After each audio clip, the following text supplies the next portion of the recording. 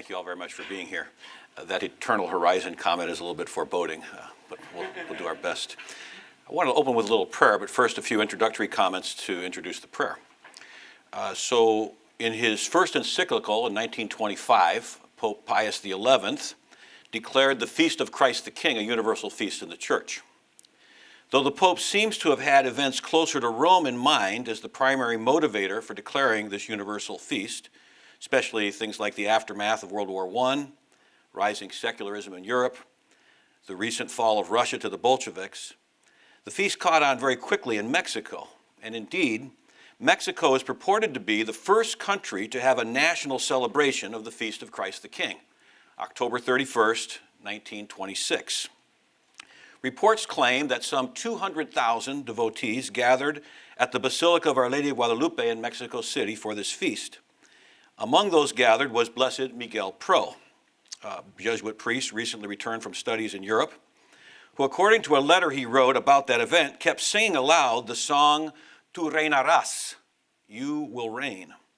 He kept singing it until the crowd joined with him in an act of faith that openly defied the Calles laws against public religious demonstrations. So 200,000 people, or a large group of them, singing this song all around the basilica. The song was chanted afterwards by numerous Cristeros throughout the years of the war when the Cristeros fought for their faith against the government, including many Cristeros who gave their lives for their faith. The song is still sung throughout Latin America, Mexico, and wherever Mexicans are today, especially for the Feast of Christ the King. San Antonio, where I spent many years, if you didn't start with this song for the Feast of Christ the King, they would wonder what had gone wrong with the choir. It was just, very, very popular song. It seems appropriate then that today we dare to humbly join our prayer to that of our sisters and brothers, this cloud of witnesses who love the faith more than death. So I want to read to you as a prayer my rough translation of this song, and then I'll end by singing the choral verse. If anybody knows the choral verse, please sing with me. Please drown me out if you can. I'm not that good of a singer, but I think it's just such an honor to begin this singing the song that Blessed Miguel himself sung, and the song that many of our fellow Christians sang as they risked their lives for the faith.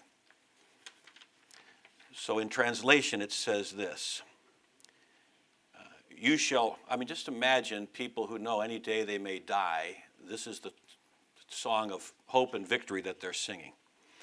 You shall reign.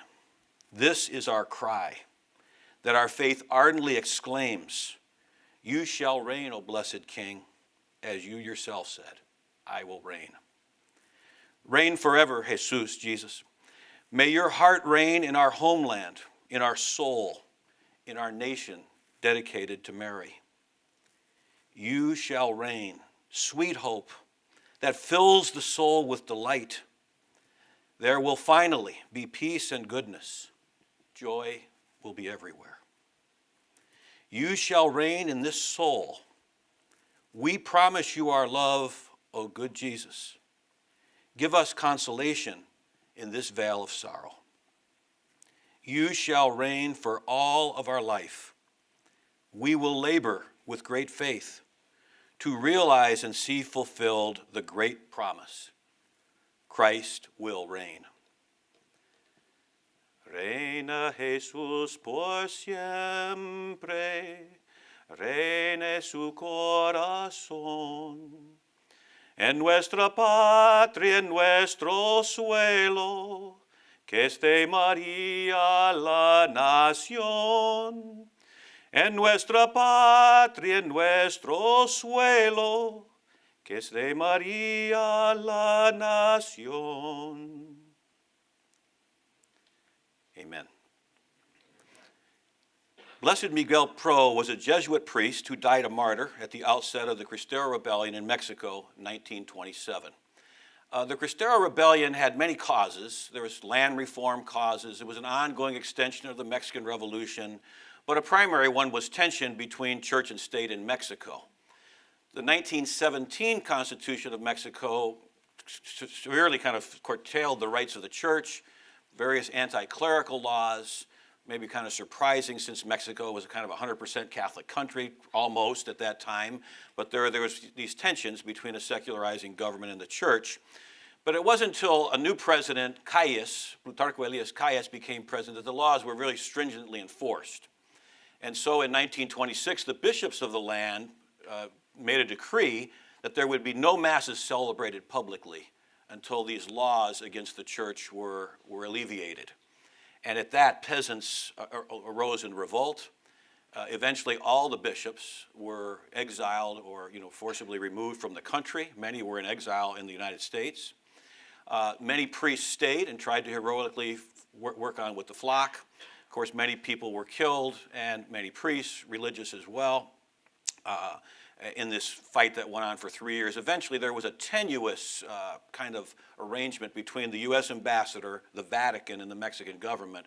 But really, this carried on through the 1930s, even though officially there was kind of a peace accord signed in 1929. So it's in this kind of hostile environment of peasants, mostly in the west of Mexico, rising against the government to defend what they saw as the rights of the church, that Miguel Pro was killed. For many Catholics in the United States, of course, the martyrdom of Mexican priests and laity during the Cristero Rebellion first came into popular consciousness through Graham Greene's novel, The Power and the Glory. I imagine some of you know this novel. Greene reportedly based his account in part on his admiration for Blessed Miguel Pro.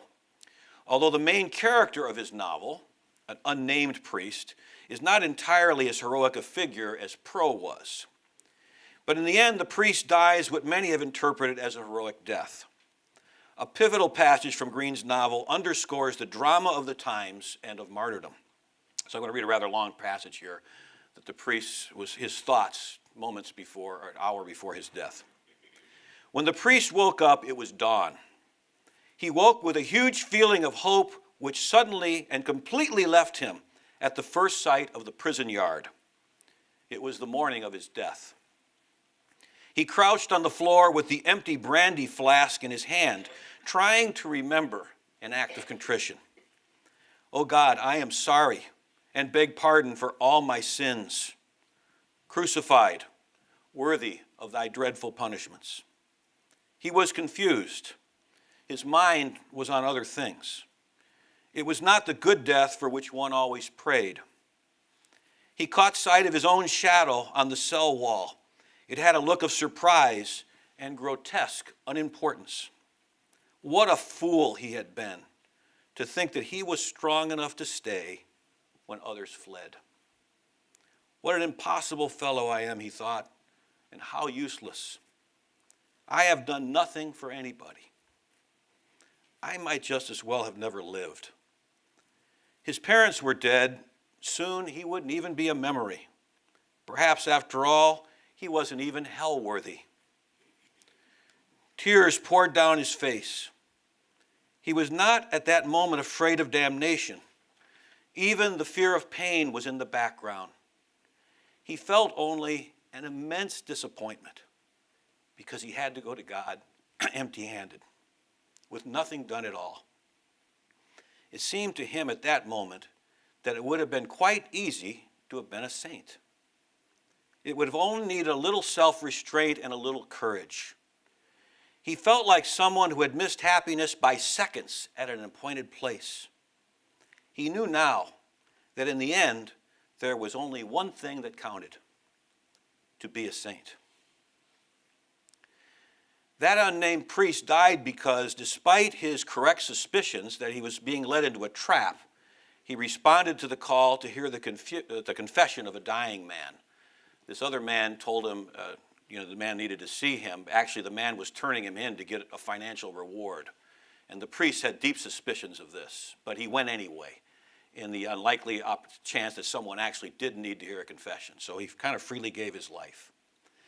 The priest is associated with one of the deepest theological insights of the novel, and I quote, "It was too easy to die for what was good or beautiful, for home or children or a civilization.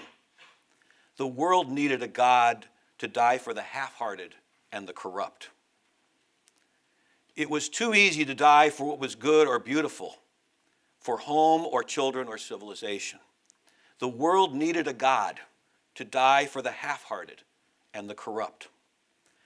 While this priest never had the audacity to attribute this statement to himself, in his willingness to risk death for a Judas who had betrayed him, that priest in the end becomes a reflection, a living parable of the unfathomable love of God who died for the salvation of us unworthy sinners. Jean Meyer, the renowned French historian of the Cristero Rebellion, documents 90 priests killed during the fateful years 1926 to 1929. Pro was the only one of these priests killed outside of military zones, and also the only priest killed in Mexico City, and the only Jesuit among those killed. Pro was beatified in 1988, the first of the Cristero martyrs beatified. In 2000, Pope St. John Paul canonized 21 priests and 4 laymen who were also martyred during the Cristero Rebellion, and both Popes Benedict and Francis have also canonized and are beatified Cristero martyrs. I'm sure you're aware this has kind of come more into the consciousness of people in the church in these last decades, and these canonizations and beatifications have a lot to do with that. In the United States, in recent years, the faith and the courage of the Cristeros has become more popularly known through the film For Greater Glory, which the Knights of Columbus and other Catholic leaders have promoted. So let's get to Pro now. The biography of Pro's life is fairly well known. Some of the highlights recalled in his beatification case were his joyful nature from his childhood days. He's kind of known as a practical joker kind of a person all through his early life and his formation. His dedication as a priest and as a Jesuit.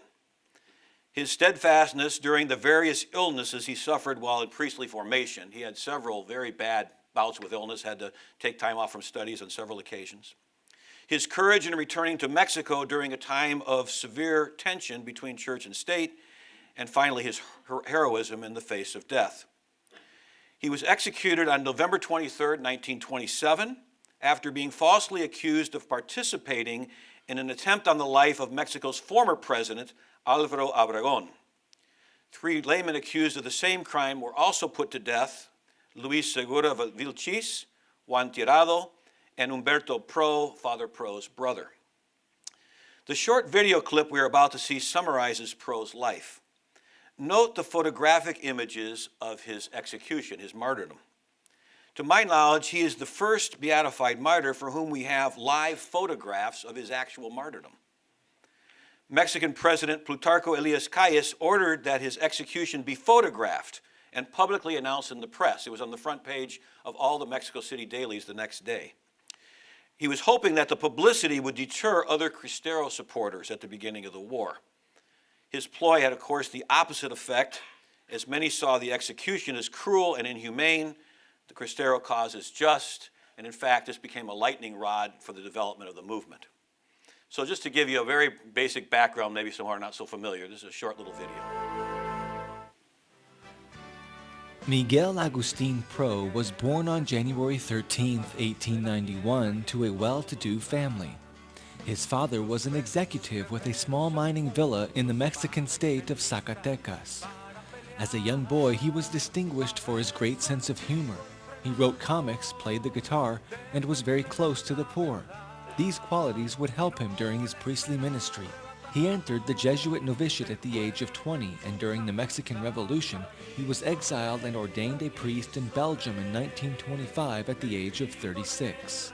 In 1926, he returned to Mexico, knowing that the church was being persecuted and that he would be in great danger, as the government was seeking to abolish Catholicism in the country. Amidst great difficulties, Father Pro exercised his priesthood and wore disguises in order to bring communion to the faithful and avoid the police. He was also known for celebrating Mass at places he had secretly set up. In 1927, he was falsely accused of being involved in an attack on the Mexican dictator and was condemned to death. Before he was shot on November 23, 1927, Father Pro forgave his executioners and died with his arms open, shouting, "Long live Christ the King." He was beatified by Pope John Paul II in 1988.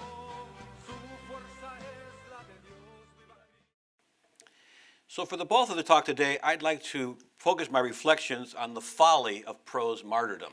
So the theme of this year's Saturday with the Saints is to think about how the simple, or those that the world sees as unimportant, actually have a deeper wisdom, as the quote said on the earlier slide.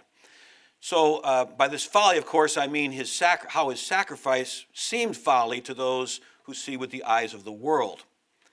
The most obvious sense of folly in his martyrdom, of course, is that after completing his studies and being ordained in Europe, Pro returned to a turbulent Mexico in 1926 and began clandestine ministries in the midst of the capital city. The folly of returning to his homeland in the midst of the strife led to his death the following year. Let's develop three further ways to consider the witness of Blessed Miguel's life and his martyrdom, a witness that, to paraphrase St. Paul, is folly in the eyes of the world, but wisdom in the ways of God.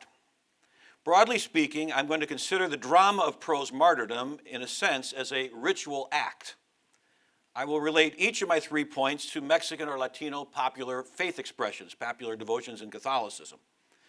Each of these shows how Pro's martyrdom, consistent with the faith expressions of Mexican Catholicism, enable others to glimpse heavenly realities, eternal truths, even within the limitations of our earthly existence. So 3 points. First, folly, if you will. Folly of seeing suffering as a call to faithful accompaniment and ultimately to redemption. The world teaches us to avoid suffering, but in Pro's life, we see it as a call to faithful accompaniment and ultimately redemption. While the world typically sees suffering and danger as threats to be avoided, Pro embraced the difficulties that came his way. Many have emphasized Pro's forbearance of his health conditions as a preparation for the ultimate sacrifice of martyrdom.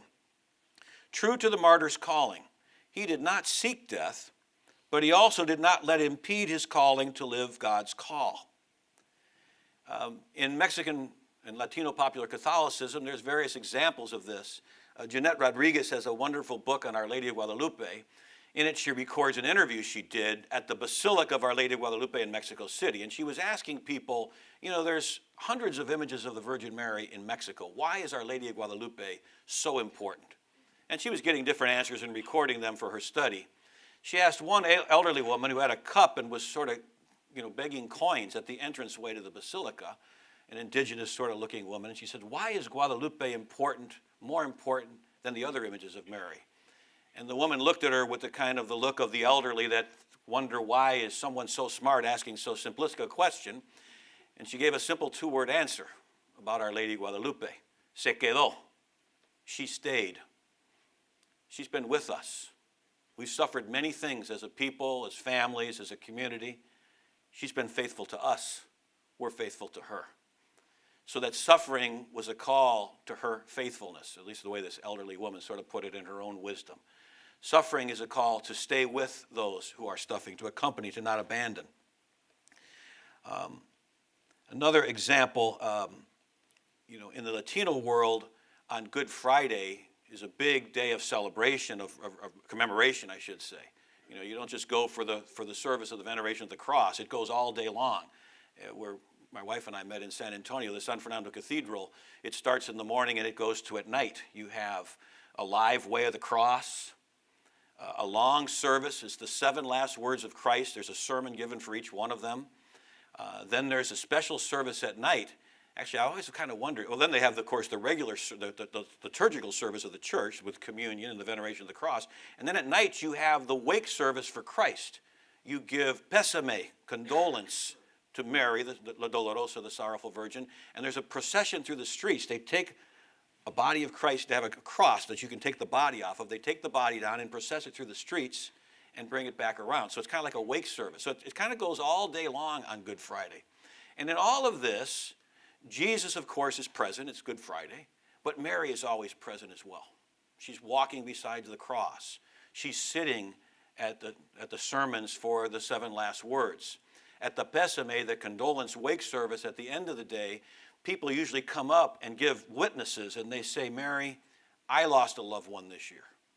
And I'm joining the pain that I feel with the pain you must have felt at the unjust crucifixion of your son.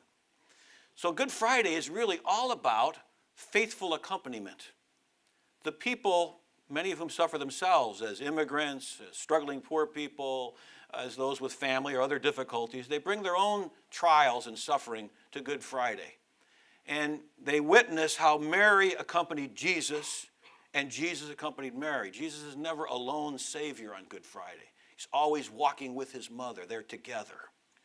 And they walk together, and the people walk with them in the confident hope that Mary and Jesus are going to walk with them the rest of the year and accompany them in all their difficulties. Among the many other beautiful, of course, meanings and messages of Good Friday, this idea of faithful accompaniment comes through. As Father Virgil Elizondo, our colleague, said, in the Latino world, Good Friday is the radical acceptance of life as it is. We do not seek or pain or suffering, but we embrace the realities of life together with Jesus and Mary, who remind us that these realities can oppress us, but never destroy us. Like Mary of Guadalupe and Jesus, Blessed Miguel Pro se quedó. He stayed with his community in their hour of greatest need. Indeed, he came back to them in their hour of greatest need. Despite health problems, persecution, he remained steadfast with his people in that hour of trial. His martyrdom resulted from his faithful accompaniment and was a sign of God's redemptive love to all those he served. So I'm trying to talk about mysteries here. I don't know how deeply I'm getting, whether I'm hitting the point as strongly as I want to. But one thing his martyrdom shows, this is a folly. Why did he do this? Why did he see suffering as something to not be avoided, but to be embraced if it came his way? Because accompaniment, because seeing the redemption beyond suffering was more important than avoiding the suffering.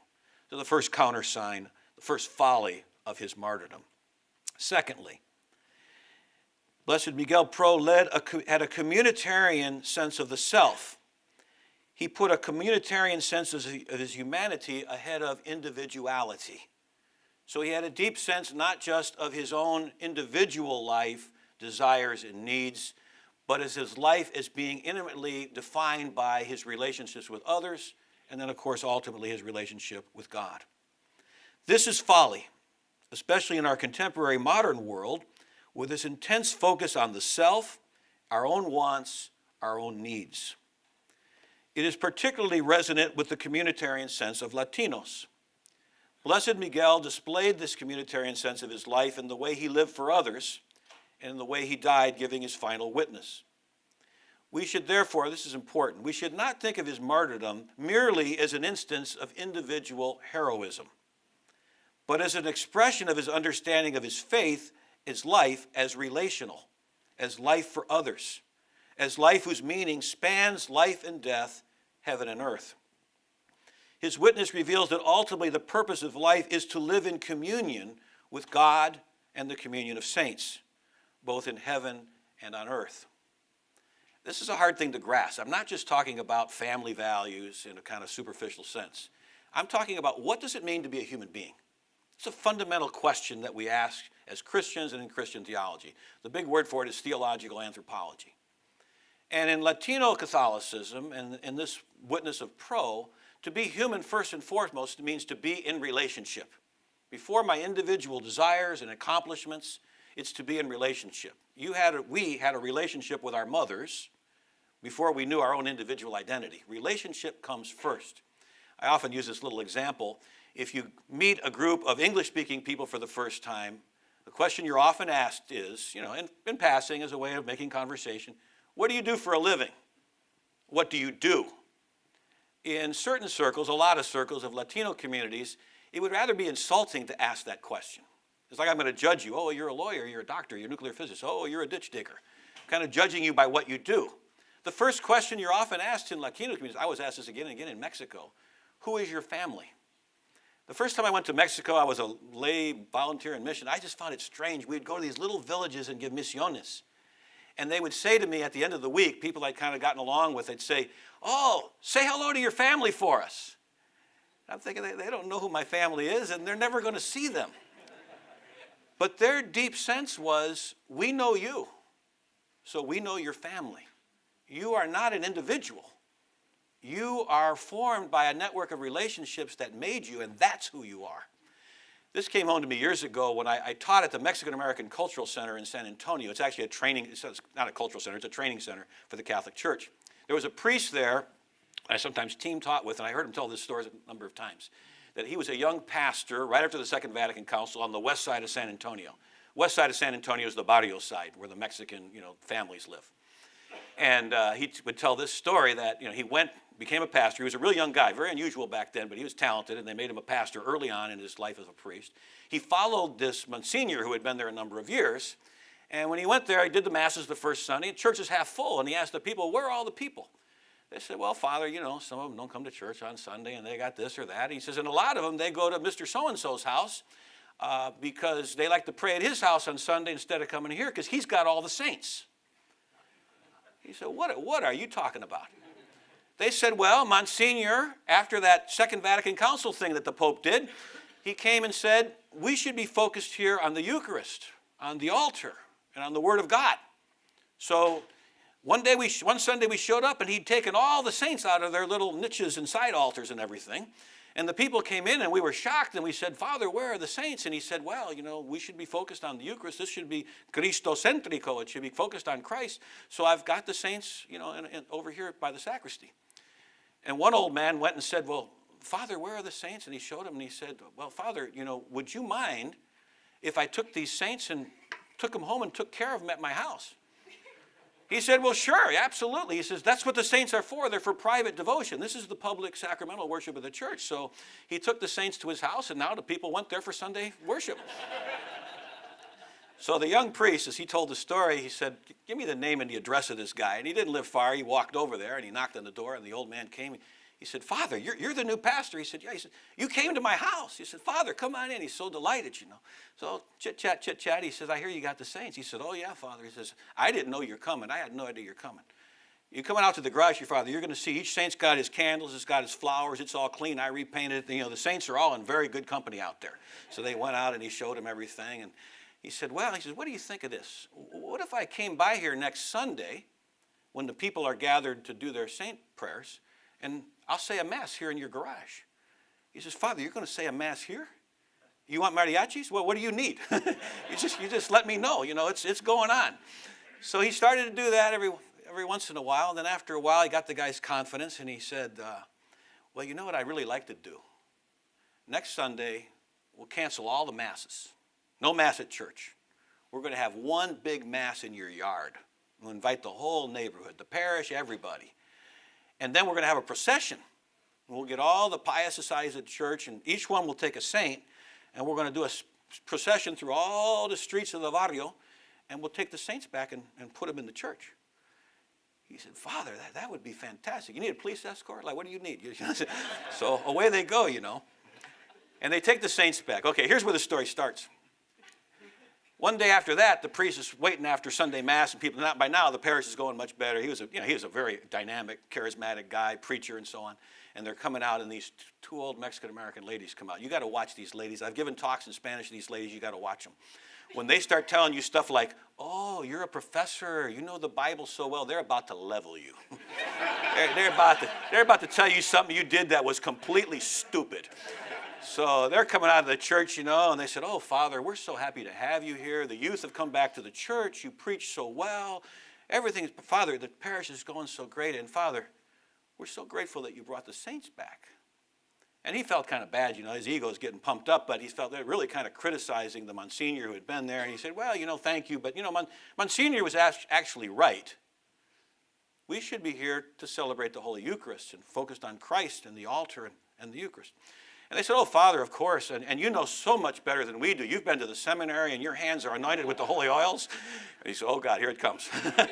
I said, Father, so you know so better, and you've studied the Bible, Father. What do we know? We're just simple Catholics. But, Father, you'll have to explain to us, when was Jesus ever alone? Even when he went up to the mountain, the people kept coming up after him. He went across the lake. They were waiting on the other side. He says, and Father, and we know that. The church has to be Christocentrico. Jesus Christ has to be in the center, and there he is, right above the altar. But Father, he's got to be in the center of something. And when we used to be so sad when the church would be closed and we knew Jesus, now he's got his mother and his friends all around him here. Now at least his family's here when you lock the church up at night. He used to tell that story as a beautiful way of expressing that devotion of the people, that Christ is never an isolated individual. In Puerto Rico, I saw a bumper sticker once. Mi Cristo tiene madre, el tuyo? My Christ has a mother. What about yours?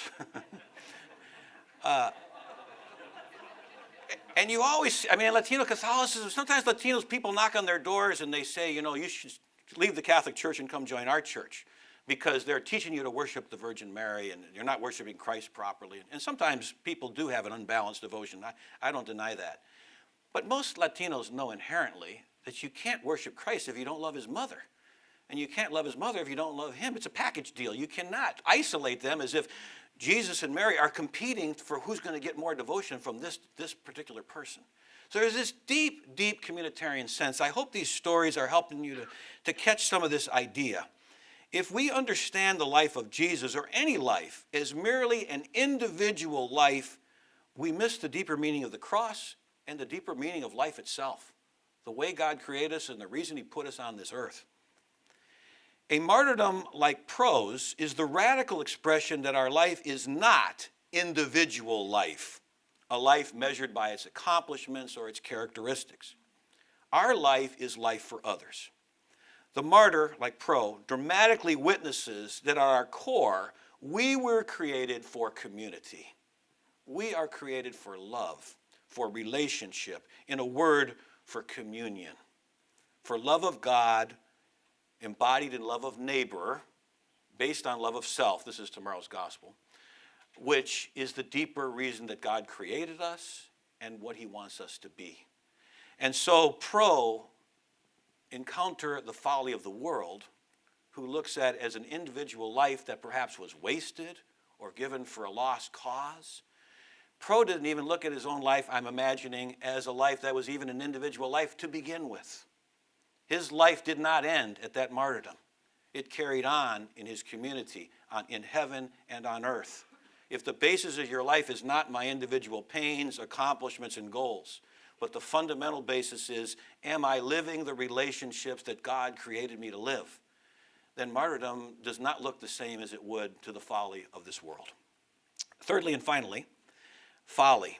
Through memory and witness, the Christian community participates in the life of the martyr, thus the life of Christ. This is folly to the world, but not to those of faith. Through memory and witness, the Christian community participates in the life of the martyr, thus the life of Christ. In this sense, martyrdom is really a social event, one in which those who remember the martyr testify that the martyr's cause was just, that they did not succumb to the standards of the world, but accepted a death the world sees as folly. So it's not just Pro's martyrdom, it's the witness to the martyrdom that makes the martyrdom event, as you will. It's not an individual, just an individual heroic act. It's this whole memory that makes it a social event among the whole community. Thus, of course, not every victim who's killed becomes a martyr. Martyrdom involves memory and witness as much as heroic faith. Among Latinos, you see this also on the Good Friday that I've talked about. There's a Good Friday live Way of the Cross in the Pilsen neighborhood in Chicago that my family, we've gone to on a number of occasions. Here's a quote from one of the people who helped put on that play, played the various roles. A Roman soldier 1 year, apostle another year this person played the role of Christ. He said this, "It's not a play. The live Way of the Cross is a reenactment of an historical event, but it's not a play. We are reliving that moment which is actually happening now. We are reliving that moment which is actually happening now." In theology, that's called anamnesis. In the Jewish faith, when they celebrate the Passover, they're not just remembering Moses' passing, the Passover and Moses of the Red Sea and all that. They're actually participating in that event through ritual. When we celebrate the Eucharist, we're not just remembering what Jesus did. We're truly present at his feet at the Last Supper. Through time and space, the Eucharist is being lived out in all places, in all times. In that sense, in the Catholic faith, we only celebrate the Mass once in 2,000 years. Because when we go to Mass, it's not celebrating a new Mass. It's participating in the one Mass that's extended through time and space, through memory that's participation. I recall at San Fernando Cathedral, I worked several years with that Way of the Cross. I was invited by the pastor, Father Elizondo, to lead like a little retreat for those who had put on the put on the live way of the cross. And one year, people swore Father Elizondo had done this up. It was spontaneous. There was, you're kind of walking through the streets, and there's 25,000 people at this, and the ladies and men are trying to have these cordons to keep the people back. This little 5-year-old, 6-year-old boy broke away when Jesus fell for the second or third time and took his little blankie and was like wiping him off, like a modern-day Veronica. And people said, "Oh, Father, that was so nice." He said, "I didn't do that. The kid just did it, So I was at this little retreat, and I was reflecting with the people. I said, "Now tell me something." There was the guy there, Andres, had been Jesus in the way of the cross. I said, "Did that little child wipe Andres's face, or did that child touch the face of Christ?" And they looked at me like the lady who said, "Se quedó." Are you nuts? The child touched the face of Christ. I mean, they knew it was Andres, but anamnesis. We were actually present and participating in the actual events of Christ. When you go to one of these events in the Latino world, I've been in Mexico, I've been in Chicago, LA, they do it here in South Bend. If you blink twice, you don't know, are we back in a little village in Mexico? Are we in Chicago? Or are we in Jerusalem 2,000 years ago? Time and space are kind of, blurred. You kind of and it kind of runs all time and space into one moment. And that's what anamnesis is all about. We're truly present to Christ in the Eucharist. They are truly present to Jesus' suffering on the cross in the Good Friday. And in the case of Father Pro's martyrdom, it's a moment in and out of time. You're present in a real event. Many people witnessed it, as you saw in that little video clip. But they were with Pro, but they're also kind of reliving Christ's sacrifice, and it's all blended into one sacred mystery. So this is the power of memory and witness. Folly to the world. The world's got a political reason why he died. Church and state weren't getting along. We could explain the politics of it. The faith has a deeper reason and deeper way of understanding, witnessing what it is this is. It's something that's in time and out of time at the same time. This concept then of anamnesis is also evident in the immediate reaction to Pro's martyrdom, about which I'd like to cite at length from a letter of Alfredo Mendez Medina, the Jesuit superior of Mexico, who was an eyewitness of the aftermath of Pro's death. So here's a little quote of what he said the days following Pro's martyrdom. At 6 a.m. on the morning of the day after the execution, the gates of the Pro's home opened because the crowd outside so wanted it.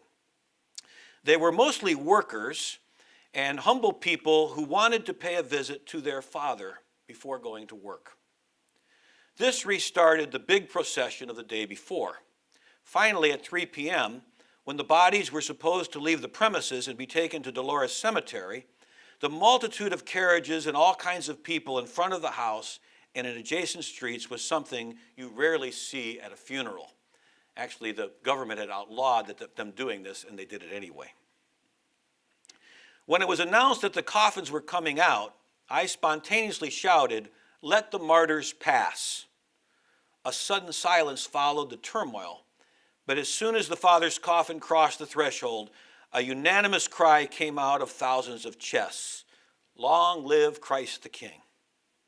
While a most unexpected applause resounded, many kneeled down, blessing the martyr, while flowers fell from the sky in the balconies above. Who would think that this was a funeral procession? It was a combat of flowers, a triumph. It was a sui generis beatification by popular acclaim. It was the voice of the people that this time did reproduce the voice of God, responding to the slander of the tyrant. You say that he is a bomb thrower. I tell you he is one of the chosen by God, already blessed with extraordinary signs of God's power. Because there is no human explanation to the fact that, due to the reigning terror, when our sole expectation at the funeral was panic and desolation, an overflow of enthusiasm and holy intrepidness animated several thousands of people from the humble classes and the highest alike. These observations reveal that from the first days after his death, Pro inspired in his fellow believers a call to see beyond the folly of the world and glimpse the ways of God. The martyr is a sign and a mirror of the truth of our human existence. Beyond suffering, beyond our individual cares and concerns, beyond the chains of death, lie a deeper understanding of God's purpose in creating each of us for the vocation of sainthood. Above all, Martyrdom reveals the folly of the cross. To echo the words in Green's The Power and the Glory, martyrs like Pro are living icons who teach us that, to quote Green again, it was too easy to die for what was good or beautiful, for home or children or a civilization. The world needed a God to die for the half-hearted and the corrupt. And so when we look on Pro and what many would see as meaningless, we're invited to just get a small glimpse of the folly of that cross on which Christ died for a world that needed a God to die for the half-hearted and the corrupt like us. Thank you.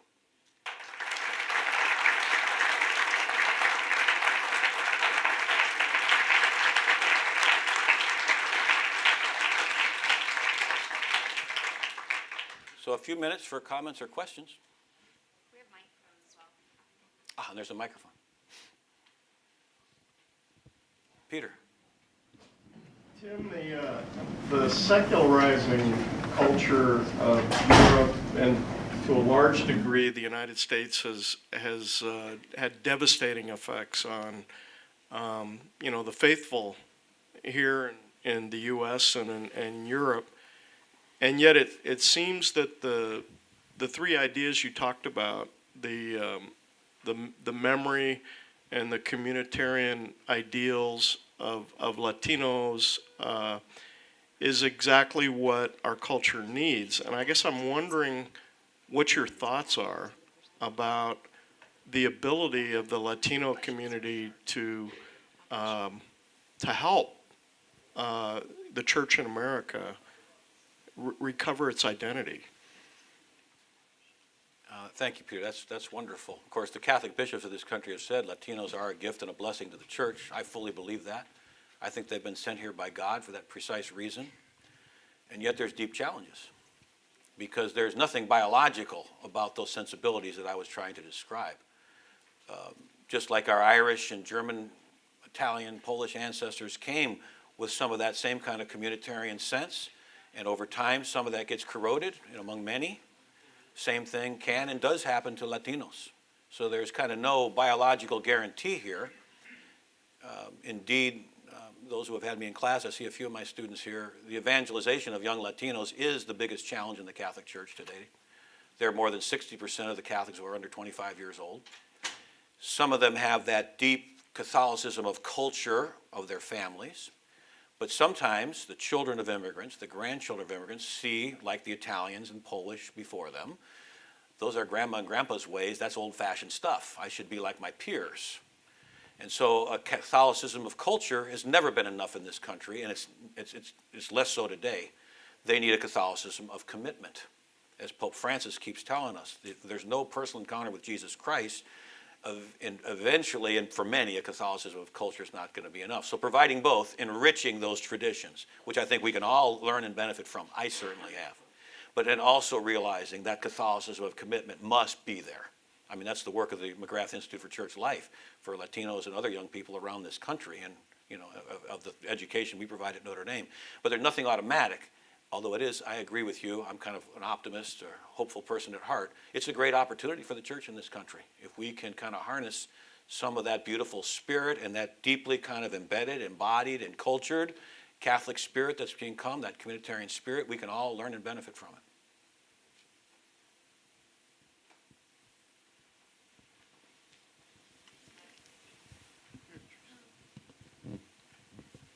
Thank you. I enjoyed your talk so much. I'm a visitor, and I teach a First Holy Communion class, and 98% of my students are Hispanic. Wow. And so I speak a little Spanish. I'm trying to learn more.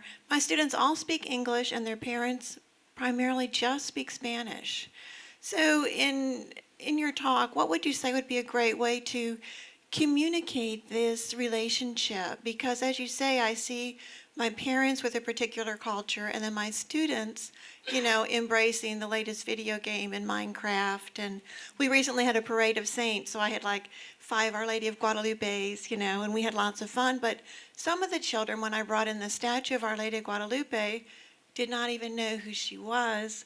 So these are my Hispanic children, and I'm trying to build relationship, as you say, with the parents and the children and ignite that. So I'm very interested in your thoughts and suggestions on that. Thank you. You're a Catholic school teacher?